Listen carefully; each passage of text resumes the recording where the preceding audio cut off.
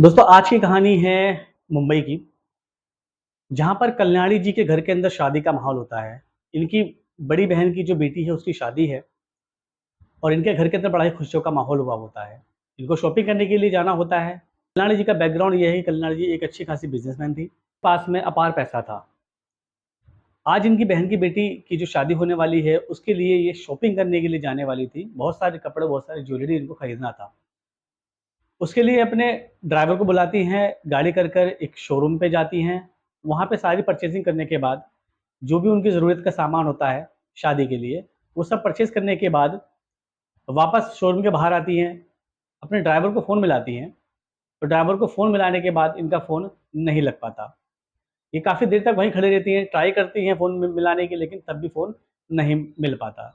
इनके हाथ में कपड़ों सब से भरा बैग और ज्वेलरी से भरा एक पर्स होता है। जब ड्राइवर का फ़ोन नहीं लग पाता है तो ये एक ऑटो वाले को हाथ देती हैं। ऑटो वाला वहीं से गुज़र रहा होता है, जिसका नाम होता है वीरेंद्र।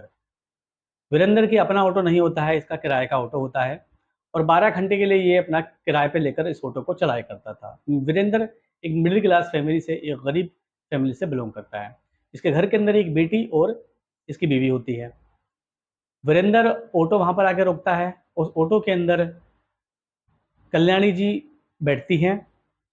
अपने सारे जो शॉपिंग वगैरह सामान वहाँ लेकर आई थी, वो सब लेकर उस ऑटो के अंदर बैठ जाती है और ऑटो वाले से को बता देती है कि भैया यहाँ तक जाना है। वीरेंद्र उनकी बात सुनकर ऑटो को जहाँ पर कल्याणी जी का घर होता है, वहाँ पर जाकर रोक देता है।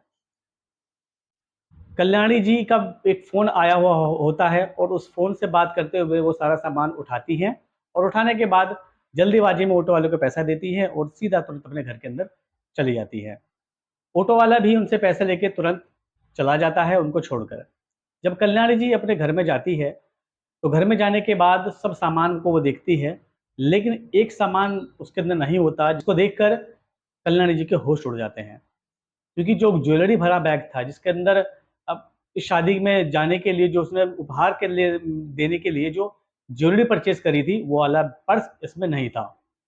ये बहुत परेशान हो जाती हैं, क्योंकि लाखों की उसके अंदर ज्वेलरी थी।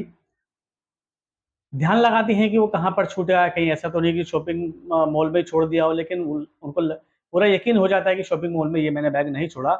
फिर ज़्यादा ध्यान लगाती है तो मालूम ये लगता है कि ये वाला बैग इनका ऑटो के अंदर ही छोड़ दिया।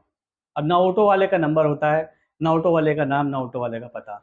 ये बड़ा परेशान हो जाती हैं। शाम के तकरीबन 4 या 5 बज रहे होते हैं और 8 या 9 बजे के आस-पास इनको शादी में जाना होता है। तकरीबन 3 या 4 घंटे का समय शादी में जाने के लिए, और शादी में देने के लिए सबसे बड़ा उपहार जो उनकी ज्वेलरी थी वो नहीं मिल रहा है, वो कहीं गुम हो गया है।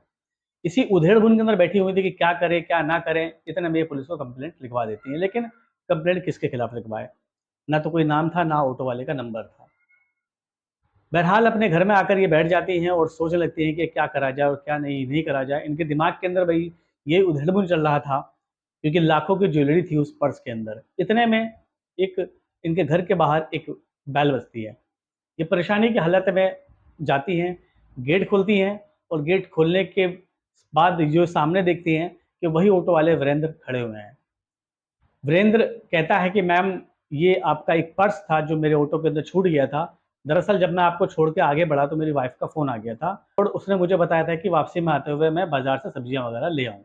तो बाज़ार से सब्जियाँ वग़ैरह लेने के बाद जैसे ही मैंने अपनी सब्ज़ी ऑटो के पीछे डाला तो वहाँ ये आपका मुझे पर्स रखा हुआ मिल गया। वो तो शुक्र है कि किसी ने इस पर्स को नहीं उठाया, सिर्फ़ मेरी वहाँ पर नज़र पड़ी। तो मुझे लगा कि आखिर सवारी मैंने आप ही को बिठाया था और ये आप ही का पर्स है। इसलिए मैं बगैर अपने घर जाए सीधा आपके पास में आ गया इस पर्स को लौटाने के लिए। कल्याणी जी जैसी वीरेंद्र जी के हाथ में ये पर्स देखती हैं, एकदम खुशी के मारे झूम उठती हैं। उनकी आँखों के सामने एक चकमकाहट सी आ जाती है और जितना भी उनका परेशानी था, जितना उनका स्ट्रेस था इस बात को लेकर, वो सारा का सारा दूर हो जाता है इस पर्स को देखते हुए। वो तुरंत ड्राइवर के हाथ से वो पर्स लेती हैं। वो कहती हैं कि भैया, आप नहीं जानते कि आपने कितनी बड़ी मेरी समस्या को हल कर दिया है। इसके अंदर पूरे का पूरा ज्वेलरी है जो मैंने अपनी शादी में जाने के लिए, जो अपनी बहन की, जो मेरी बेटी है उसकी शादी में देने के लिए जो मैंने ज्वेलरी परचेज़ करी है, वो सारी ज्वेलरी इसी की है। वीरेंद्र जी कहते हैं कि मैडम, आप आराम से खोल कर देख लीजिए, मैंने इसमें से कुछ भी नहीं देखा है और ना मुझे मालूम कि स्तर क्या है। मैंने जैसे ही वहाँ पर्स देखा और सीधा आपको लेकर यहाँ पर आया हूँ।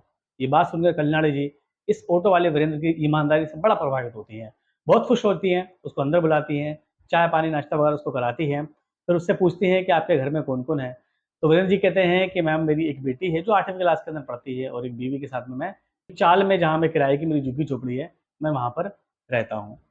कल्याणी जी उसकी इस ईमानदारी से बड़ा प्रसन्न होती हैं। वो पुलिस को भी बता देती हैं कि मेरी जो मैंने कंप्लेंट लिखवाई थी वो मैं वापस विथड्रॉल कर रही हूँ, क्योंकि मुझे वो बैग जो मेरा गुम हो गया था वो मुझे मिल गया है। पुलिस वाले पूछते हैं कि कैसे, क्या है, कहाँ मिला? तो सारी की सारी कहानी उसको बता देती है। पुलिस वाले भी वीरेंद्र ऑटो वाले की इस ईमानदारी से बड़ा खुश हो जाते हैं।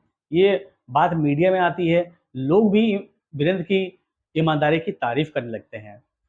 कल्याणी जी अभी ठान लेती हैं कि जिसने मेरा लाखों का ये सामान मुझे वापस लौटाया है, ये बहुत ही ईमानदार व्यक्ति है। उसके घर का पता लेती हैं, कहती हैं कि अभी तो मैं शादी में जा रही हूँ, कल मैं आपके पास में ज़रूर आऊँगी। अपने वादे के अनुसार ही शादी में जाकर अगले दिन तुरंत ड्राइवर को बुलाकर उस चाल के अंदर, जहाँ पर ये लोग किराए पर रह रहे थे वीरेंद्र जी, वहाँ पर जाती है। एक छोटी-सी झुग्गी-झोपड़ी होती है जहाँ पर वीरेंद्र रह रहे होते हैं। वो मालूमात करके उसके यहाँ पर पहुँचती है, तो देखती है कि उसकी बेटी है और एक घर के अंदर उसकी बीवी है। वो जाती है, वीरेंद्र ऑटो वाला इस मैडम को देख के बड़ा खुश होता है, उसको अच्छी सी जगह पर बैठाता है। इतने में कल्याणी जी कहती है कि आपकी बेटी किस क्लास में पढ़ रही है? तो वीरेंद्र ऑटो वाले कहते हैं मैडम ये 8वीं क्लास के अंदर पढ़ रही है। कल्याणी जी कहती है कि आज के बाद से तुम्हें इसकी पढ़ाई और शादी की चिंता बिल्कुल नहीं करनी। ये सारी की सारी ज़िम्मेदारी मैं लेती हूँ। वीरेंद्र ऑटो वाला कहता भी है कि नहीं, नहीं मैडम हम लोग कर लेंगे, हम लोग सँभाल लेंगे। लेकिन कल्याणी जी कहती है नहीं, अब आप हमारे एक परिवार के सदस्य की तरह हो, तो इसलिए आपकी बेटी मेरी बेटी हुई, इसकी पढ़ाई की और उसकी शादी की जितने भी खर्चा आएगा वो सब मैं करूँगी। और बातों-बातों में उसको मालूम लगता है कि ये जो ऑटो है ये किराए का है। जाते हुए कल्याणी जी उसको एक कार्ड देती हैं और कहती हैं कि कल आप मेरे ऑफिस में आइएगा। वीरेंद्र अगले दिन उसके ऑफिस में पहुंचता है, वहाँ पर कल्याणी जी बैठी हुई उसको मिलती हैं। कल्याणी जी अपने मैनेजर से कहती है कि वीरेंद्र जी को आज ही के आज एक नया ऑटो लेकर दिलाया जाए। वीरेंद्र कल्याणी जी को मना करने की कोशिश करता है कि नहीं मैडम, आप क्यों इतना खर्चा कर रही हैं, मैं सब एडजस्टमेंट कर लूँगा। लेकिन कल्याणी जी उसकी एक बात भी नहीं सुनती। मैनेजर को तुरंत बोलकर और आज ही के आज उनको ऑटो एक दिला दिया जाता है। अब वीरेंद्र के पास अपना एक खुद का एक ऑटो हो गया था। ये सब सिर्फ हुआ उसकी ईमानदारी की वजह से।